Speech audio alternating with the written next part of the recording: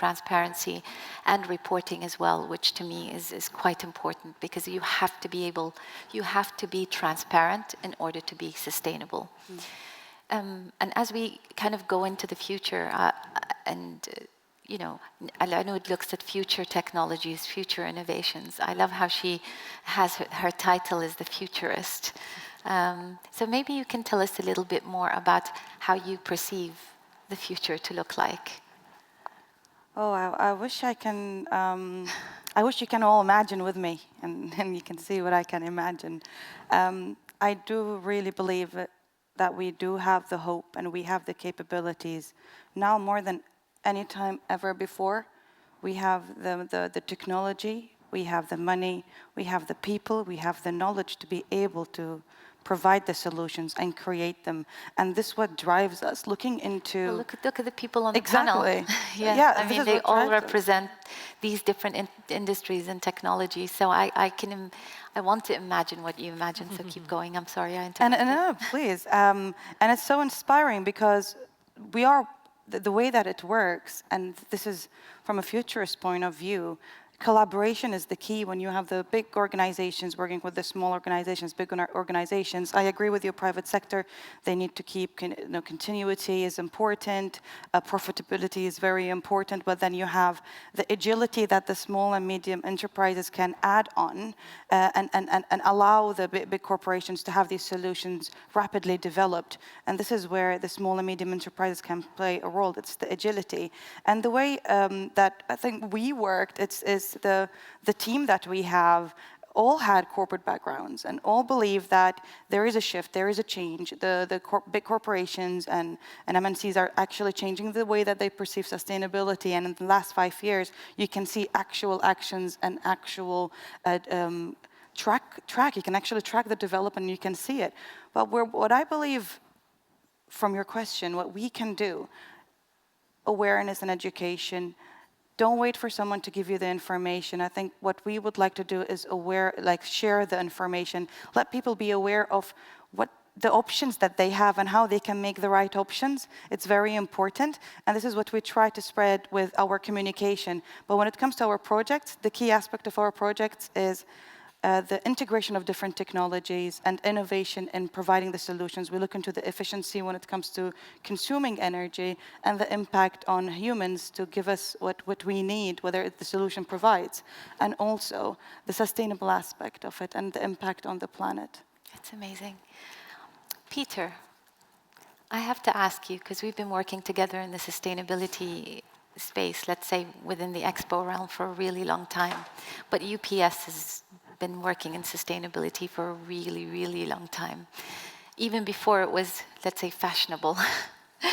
So how do you? I know that UPS has made a lot of commitments, but can you give us some examples of some of the things that you're doing now, and maybe some of the goals that you're, let's say, looking at for the future, given that Al-Anud is a futurist? Yes, thank you, Dina. So I mentioned that we have a headline goal of carbon neutrality by 2050. But it's important, and this picks up on the comments from my fellow panelists, it's important that we have much more than just a promise. We need a solid plan, and it's a plan that needs to be based on real action here and today. So if we think about what it takes in an organization like UPS to actually reduce emissions, I think in practice it's a two-part problem. The first thing we need to do is to be laser focused on being efficient, because efficiency minimizes the amount of fuel and energy and therefore emissions associated with getting the job done in the first place. So, and efficiency is often seen as kind of almost the ugly stepchild of the sustainability process, which is a pity because it's extremely important and actually increasingly interesting. We've got some fascinating new AI-type technologies that are coming to bear that are enabling us to transform our operations on a daily basis. But efficiency is never going to be enough. Efficiency would on its own, at best, flatten the curve of our emissions. It will not curve it downwards, which is what we need to see to reach zero by 2050. So what we also need to do is to move away from conventional technologies altogether. Move away from the diesel truck. We've got to find different types of fuel, different types of energy. And a big part of that shift is towards electrification. Mm-hmm. starts with our urban fleets, which is where the technology is most tractable at the moment. So electric vehicles, we've recently partnered with a company called Arrival. Good example of large company partnering with a small company. Arrival was a startup not so many years ago, very agile, able to bring a lot of new ideas to the table. We've co-developed a vehicle which is at the cutting edge of urban electric vehicle design. It's fully recyclable, very lightweight, new generation safety features.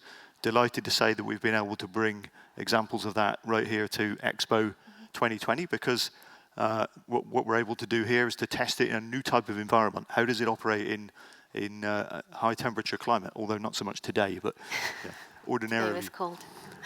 But electric vehicles are not enough. We're also finding ways in which we can operate without vehicles at all in the urban environment. In many cities in Europe now, we deploy e-assist cycle type solutions. So this uses electrification, but to support what is structurally still a bicycle. Doesn't necessarily look quite like a bicycle, but it is a bicycle.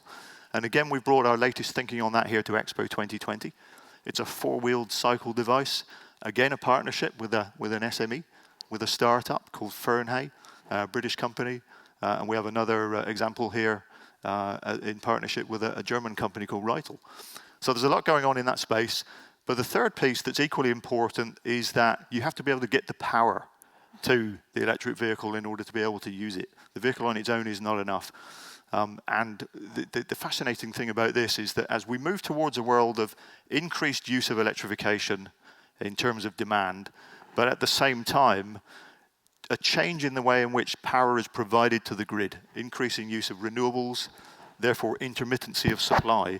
The only way in which we're going to join those two up without having to spend generations digging up the planet and putting in bigger cables and new boxes with switches in them, we've got to use AI technologies to do that in a smart way. So we've been doing a lot of work on that, and again, delighted to say that some of the latest thinking on that is right here in Expo 2020, where we have a circular power supply system that uses solar energy to recharge our EVs overnight. So that's all going on, and we're learning here, right here today on the ground. But it's not just about experimentation. We already have on the road today 13,500 alternative technology vehicles. They're called our rolling laboratory. That's how we're learning. And it's not just about electrification, because some parts of our fleet are not yet ready to be electrified. If we talk about our heavy trucks, for example, we need a bridging solution. And the bridging solution we're using there is renewable gas, which is a remarkable substance. It's chemically the same as fossil gas, but it's from a renewable source and actually can reduce emissions from heavy trucks by as much as 90%. And then we could carry on and talk about what we're doing with our airline. We have a commercial drone service already, so electrification is entering the airspace. We also have work going on with our shipping arm. So in essence, in summary, I think it's all about innovation. That's what the private sector, I think, can bring to the table. And it's also about partnerships between large organizations and small, bringing together the two cultures, the scale that a large organization can bring to the table, coupled with the agility and the innovation from our smaller partners. Yes, go ahead. May I just Anna. add, because this got me excited as well, because we have a project that's ongoing now, and it's in the test phase, and it's called Sabertooth, and it's an autonomous underwater vehicle that can be used for taking samples from the seabed, or it can be used for looking for threats coming underwater and so. But the cool thing about it and the new innovation is that it uses the waves, the motion in the ocean for energy, so it emits nothing. It's completely self-sufficient, and that's new technology and innovation. Excellent. But Yeah, you see, this cool. is the thing also, is that these innovations also create the third pillar of sustainability, which is sometimes forgotten, which is the economic value. Because we always talk about the social and environmental, and they're both great, but if you don't have that balance with, as you said, being for profit, then okay, then what is it all about? And I come back to you, Etienne, because you have a very large number of organizations working with you. I mean, you see trends, and you mentioned 70% as per the statistics that you've seen. are they seeing this move towards sustainability from an economic value? I mean, I understand we all want to do the right thing, but I think that there's this move towards efficiency and increasing the economic value of sustainability while doing good for the planet. And I just wanted to come back to you, Etienne, to see, do you see a trend? How do you see this movement moving forward? Absolutely, Dina. So we do see that trend. I mean, first, I think, we're talking, Peter was referring to the importance of having plans. Yeah. And I think one aspect we should not forget is that, there's going to be a huge change in the supply chain. And that's going to have initially high costs. And that means we need funds. And that means that as part of those plans, it's extremely important as well to explain to stakeholders, to explain to the financial world how important that is at a company level, both for big corporations and for SMEs. Now, the good news is that recently there was another study that showed that those indexes that are based on sustainability parameters have outperformed their peers in the market, and I think that's extremely important. And then there is another aspect, which is a little less financial, but I think is important, which is, companies that have embraced sustainability as part of their DNA, they've been able to see three main behavioral changes. One is that, that has fostered human connections and somehow made, better citizens and developing good citizenship. The second is that it has boosted collective intelligence. And last but not least, it helps building accountability. Mm-hmm. And that's extremely important. I think, some of the co-speakers was referring to that as well, which is reporting. And when we talk about reporting, it's not only financial reporting, it's also sustainability reporting. And I go back to the point about, explaining to stakeholders, explaining to financial markets how important this is, because, the competition has completely changed. Thank you. I have a few more minutes, but before I open the floor maybe for some of the questions from the audience, I want to just go back quickly to Russia, because what struck me about your business, and I know that your company was at COP26, insurance. I mean, your products are to sell insurance. Why is insurance in the sustainability space? Well, it's because we help companies like, my friends here, in sustaining their business model. And I'll give you examples of what the climate risk and resilience teams are doing right now. They're enabling the transition to low carbon economy, and saying that we have credit insurance products that helps and supports organizations to sustain itself because of the heavy investments that they're doing on climate change and on sustainability. Second, is that we're increasing the confidence in carbon offsets. And how we're doing it is we have a product on carbon offsets. The third one, which is most importantly, is the transformation of the disaster relief funding programs. And this is super important right now. You've seen what happened with Tonga recently, right? Yeah. So this amazing team who sits in London came up with a volcano bond product. And they've done their first agreement with the Danish Red Cross, and is to help people. There are 500 million people living around active volcanoes. Wow. And so the humanitarian organizations do not have the funds. And according to the UN report, there was a gap of funds of around $20 billion. Wow. Right?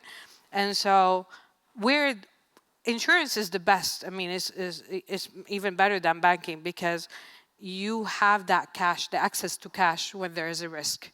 And so we've done this volcano bond products there. So there's a lot of things that we as insurance, can do to sustain our business and to sustain the business of others as well. Thank you, Rasha. We have maybe a few minutes. Does anybody in the audience have any questions? Dina. Dina. Hi. If you could, let me repeat. My My name is Dina Assaf. I'm the United Nations Resident Coordinator here in the UAE. I wanted to thank the panel for sharing the different initiatives, innovations, and work that you're doing individually. And I wanted to ask, as an open-ended question, if there were something that you could see common across the panel, doing together holistically to support the SDGs or SDG financing, what could that be? How could that look like? Any ideas? Thank you. I have one. Go ahead. I was like, I have one. I like the idea of insurance, so insuring the company on any kind of catastrophic things that might happen in the future. But talking about things that we're working on and projects we're working on is a non-lithium battery storage units. And we need aluminium for that. So I would like to use his aluminium to create these sustainable batteries that doesn't have any harm, and most of it are recyclable. And they can help us deliver it environmentally to our clients, and they can use it to their electric vehicles, you know? So if we can do something together, all of us can play a role. For example, the underwater robots. We can generate, even if we don't have rivers, we can use tides and streams in the sea, and we can, from Mad and Jazr, we can actually generate energy. So we definitely can collaborate, but what we can all, the most important thing is the people that we have in our organizations, to educate them so they can educate their kids and they can educate their community. And that's play a huge role from a social point of view. And then the IP, Etienne's team will make sure that the IP for this is secure. Yes, and then we Etienne, can give it important. to the UNDP so that they can take it forward. There you go, we've solved the problem. I think you had a question?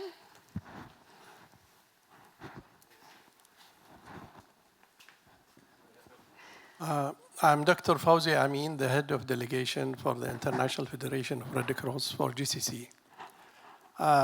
You know that Red Cross, we are similar to the UN. We have 192 societies around the world, and we have 17 million volunteers and around 400,000 employees.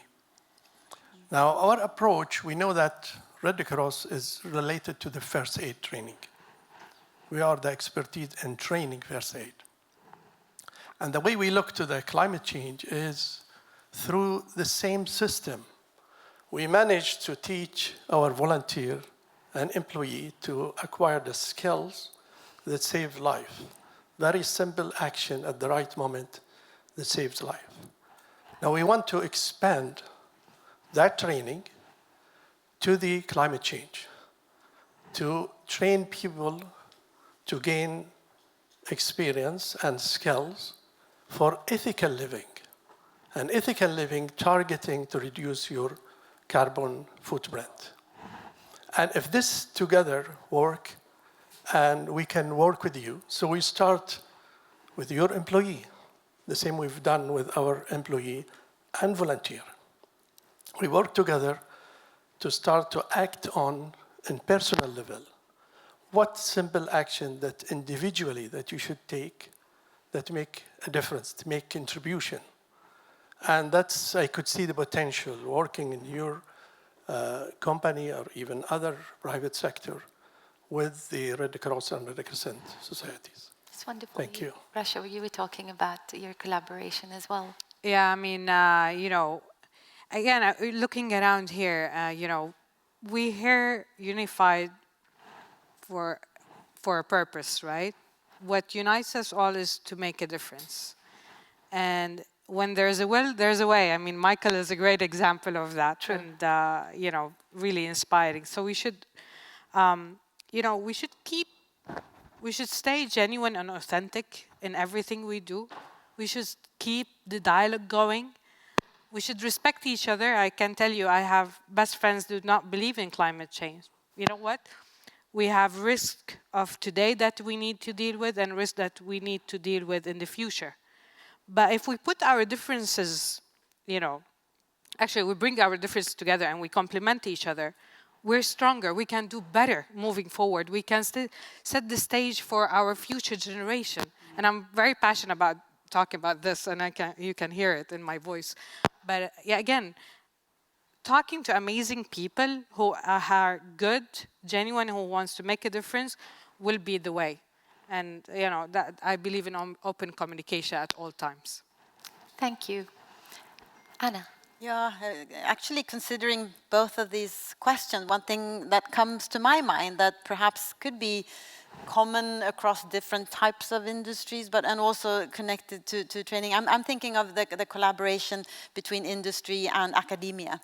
And what perhaps can be done more from an environmental point of view. I mean, we focus a lot on that from our side, but it's about new technologies, really. But maybe that could be done more in that area, because then you can also do it across the different industries and use the knowledge that's in the research area, in the universities and in academia. Wonderful, that's amazing. Etienne, do you have anything to add? Well, I think it's, of course, partnerships and cooperation, but there are a couple of things that I really like from my co-panelists, which is the idea that we need to start by educating our own people, our own staff. And that's about, raising awareness and making sure that they can bring that back home to their families, to their loved people, so that they understand how important this is. And then the other point, because I think it's valid both for, huge corporations, but also for SMEs. It's not about thinking about what I'm going to do in the future, but really revisiting what I'm doing today, because for most SMEs, it's about their daily operations. And sometimes they see a cost in, becoming more sustainable.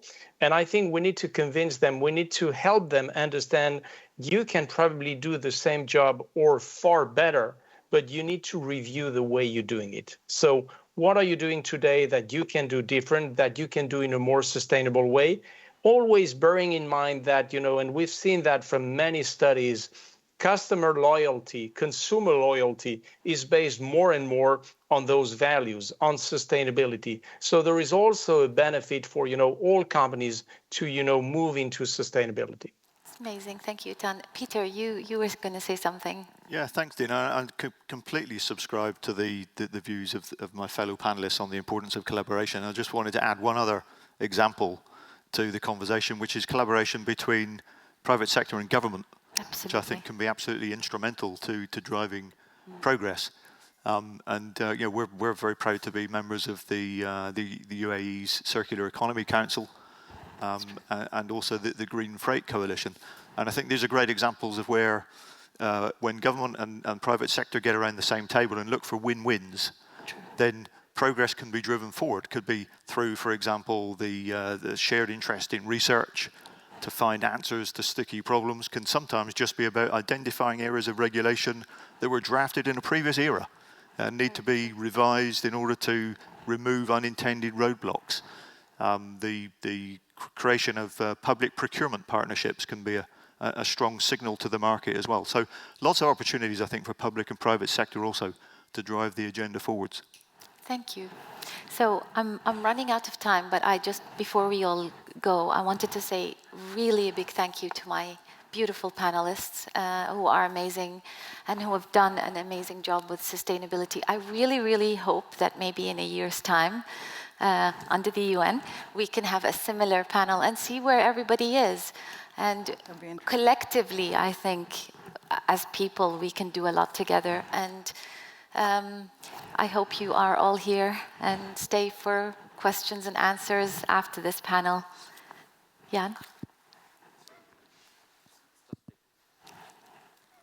Thank you, Dina. First of all, I would like to express my appreciation to UNDP, and in particular to my dear friend, the amazing person, Michael Haddad, for inviting us to attend this wonderful events of the walk. And I think what Michael is doing in his walk and the steps he's doing should inspire the overall community of the world, not only to walk, but to accelerate their action toward the climate action.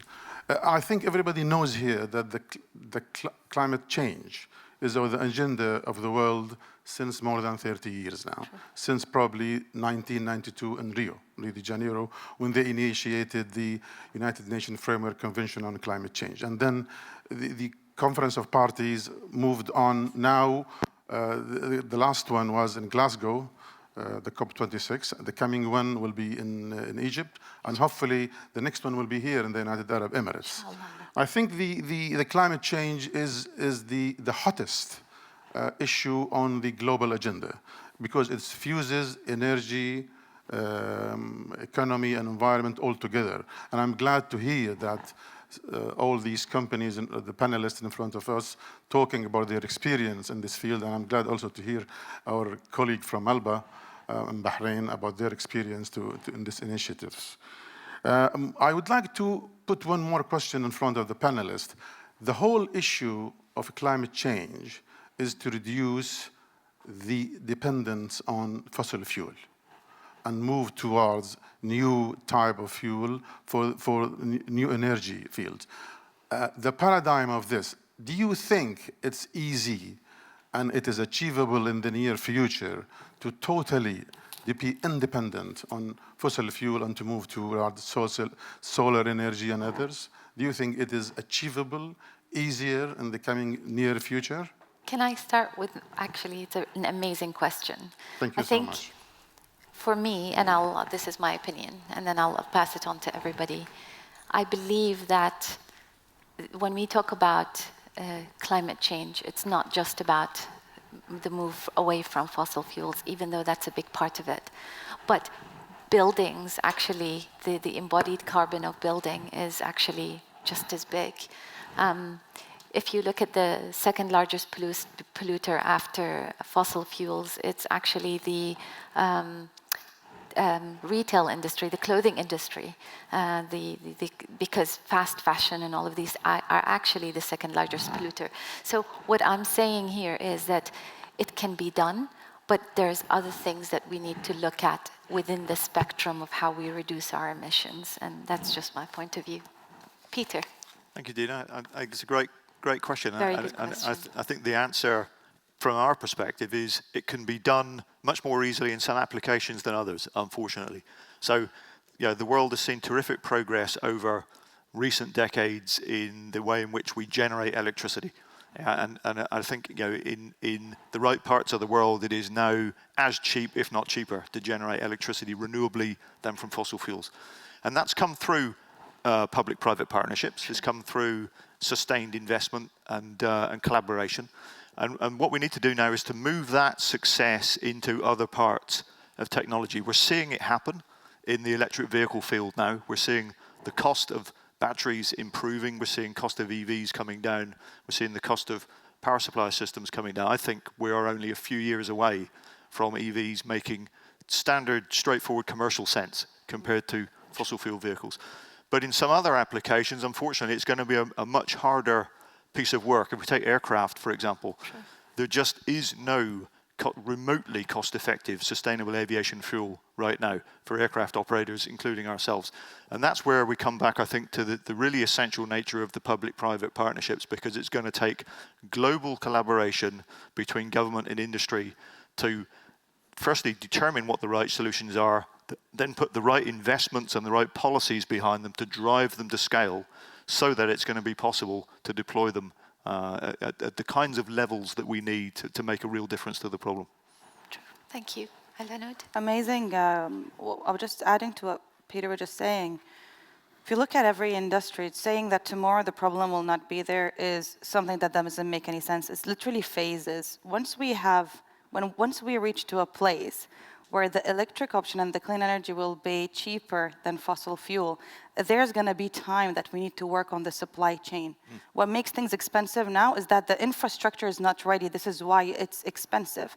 But it will reduce in price, and then you will have, me and you, will sit there and have the options. We will make the right option, saying, I want that option because I want a future for my children, my grandchildren. We will reach there, but we need to take actions. Planet-based food or it's electric vehicles, but there is a huge change happening in the supply chain that will allow us to reach to that level, inshallah. Anna? Yeah, I would just add, actually, and not repeat. One example is we did a couple of years ago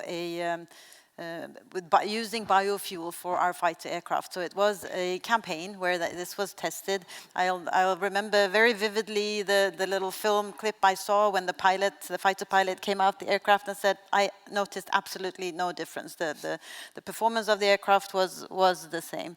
So it is about the costs for it. It is about the collaboration with government and setting the scene for it, and then it can be done.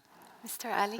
Maybe my answer will be a little bit different. I will be more practical in my answers because his question is directly about using fossil fuels in the future. We can ban it or we are not using it. This is very difficult. I would not say impossible, but in some countries you cannot just ignore this natural resources or something like that because they are generating money for the country. At the same time, the natural gas, which means you are using the power station, it will give you like a sustainable electricity or energy. For example, in some countries you don't have the sunshine all the time.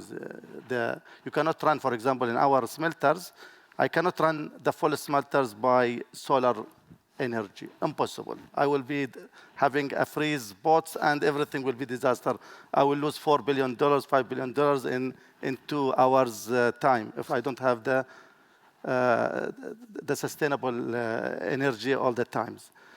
It will be difficult, but I think for some countries, especially, let me take as an example like Bahrain. Bahrain is a small island. Mm-hmm. We cannot put a solar farm all the places. We have to be logic also. We cannot put the wind fan also because you need also a huge space.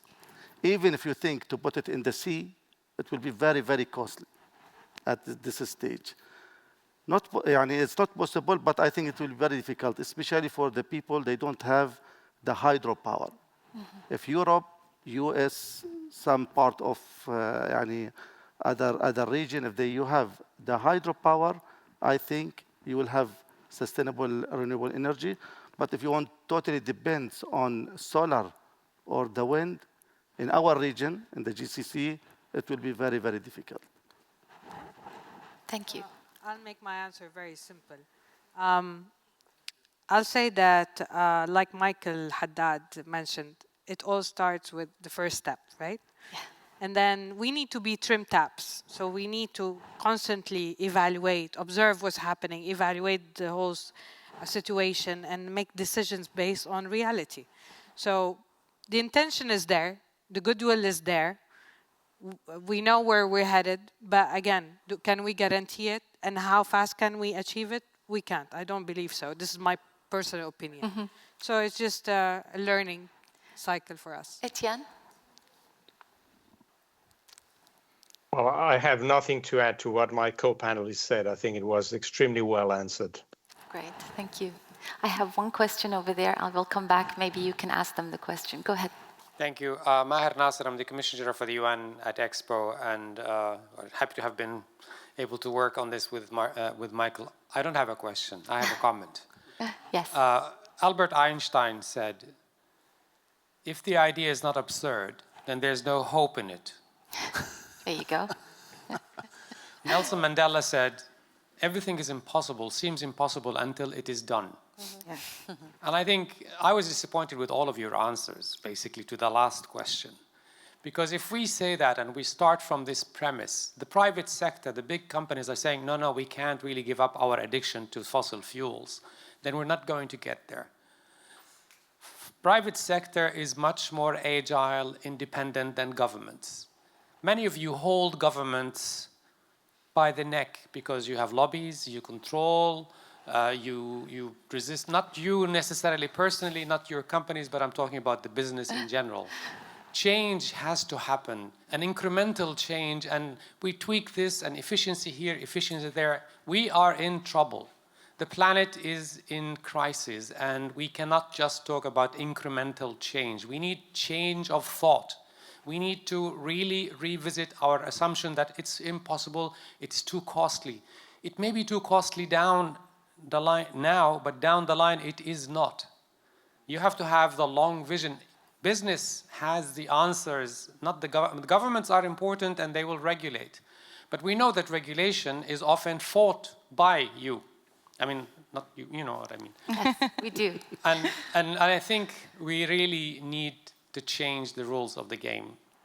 Going back to what I said, if the idea is not absurd, then there's no hope for it. So yes, you think it is absurd to give up fossil fuels? 100 years ago, you look down the street in Manhattan, what do you see? Horse-driven carriages. And then comes the Ford car, and saying, what is this machine? And then we all became addicted to the combustion engine. So who would have thought? So airplanes, if you have been to the Emirates, not the Emirates government, the Emirates Pavilion, you will discover that the airline industry only contributes less than 2% Exactly. of emissions. So it's not just by energy, by the way. Food production. Yes. We have to revisit our food systems, our addiction to red meat. It's the same way. We can talk about addictions. I mean, Dino the dinosaur spoke about our addiction to fossil fuels. I think we should also talk about our new addiction to red meat, which wasn't part of our food in many countries. Beef and beef production and destroying the forest to produce more and more meat. We have to revisit that. Urban cities, I mean, there are investment in improving how we heat, how we cool. So there's a lot to do. I think we should really change our premises and be more bold.